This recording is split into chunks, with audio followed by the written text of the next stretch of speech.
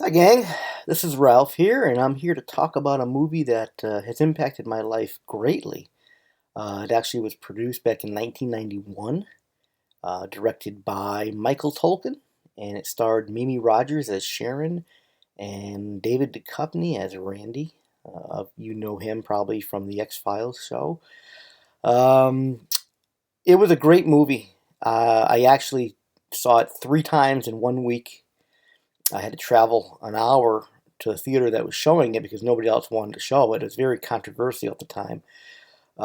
It was entitled The Rapture, and of course dealt with the rapture, but it was a little bit edgy for most audiences. Had a lot of um, sex scenes, a lot of questionable content, but the theme and the message was profound, and the ending was phenomenal.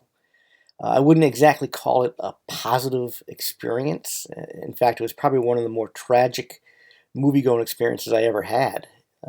Cinematically, it was dark. It left people in the theater scratching their heads. I actually saw a couple people, a couple men crying at the ending, and which I will show to you as we end this broadcast here. But it was a great movie.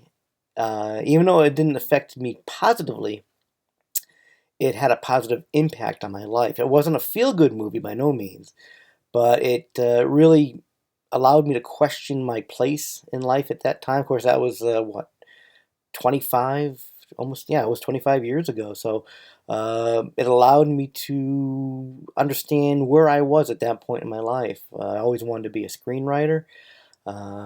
I never really had the ambition at that point. But this movie really kicked things in gear for me, and it made me take my craft and my art seriously. In fact, it directly impacted and influenced my current movie, One, the motion picture. I'm putting up a little screenshot for you here, starring Ian Ziering and Lance Hendrickson. We're in the funding stages now, and of course, the impact I hope will be the same with this film, the film that I'm making. It's a little bit different ending, but the influence is quite apparent.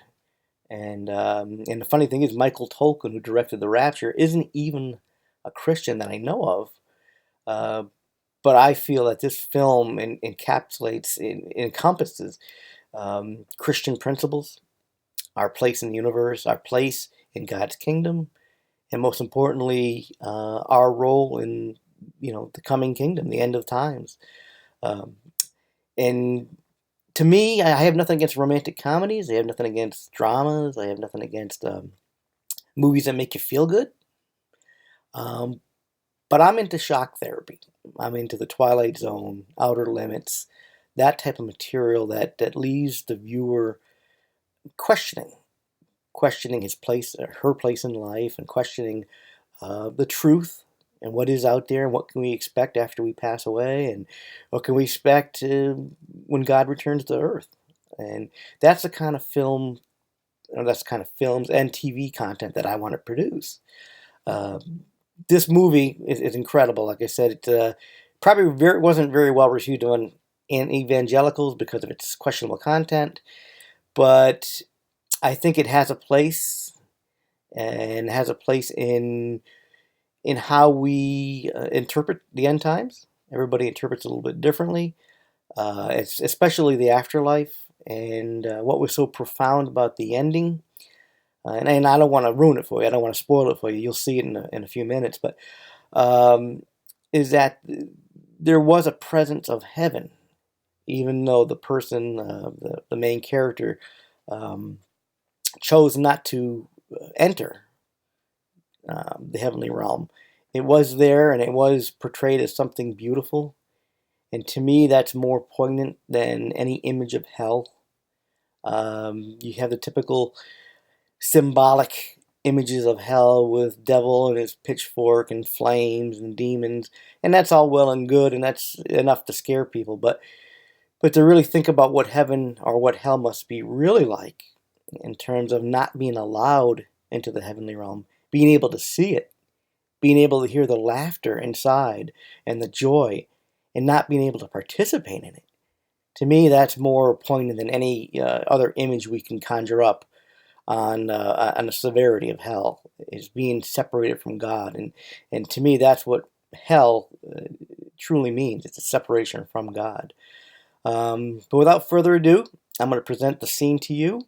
Let me know what you think, and I'll come back afterwards for a few final comments. Thanks.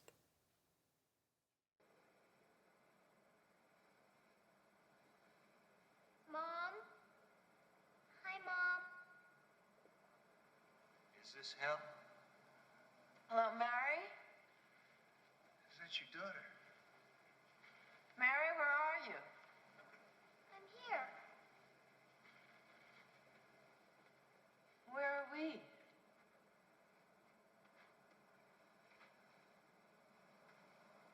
You know when you hear those songs about the river that washes away all your sins?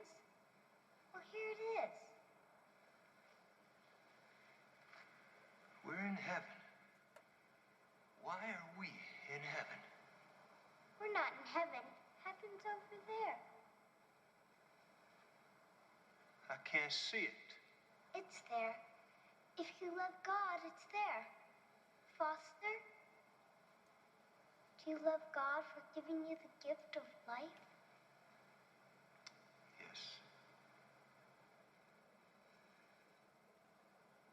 No!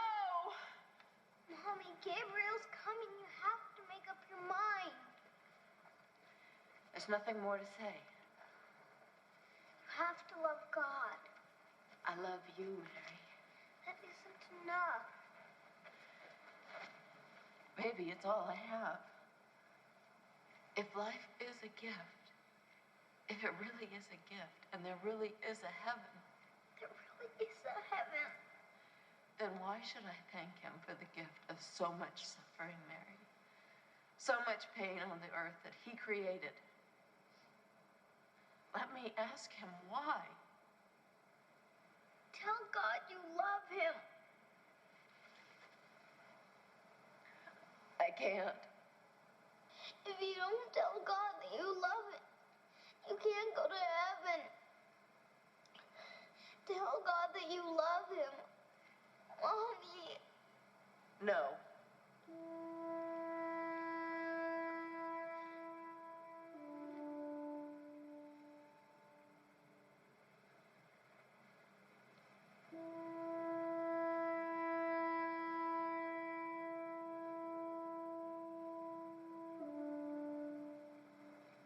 Do you see heaven?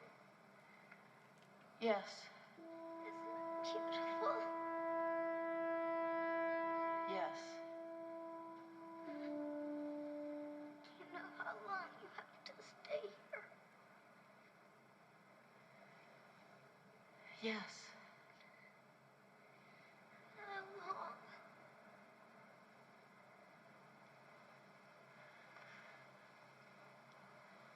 Forever.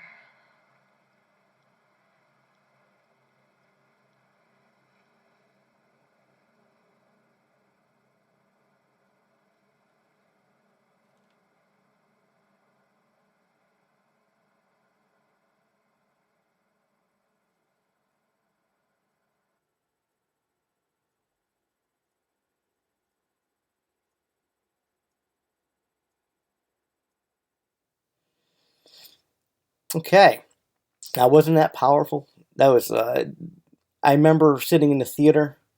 Those three times I was up there. The first time I was in shock, so I couldn't notice much around me.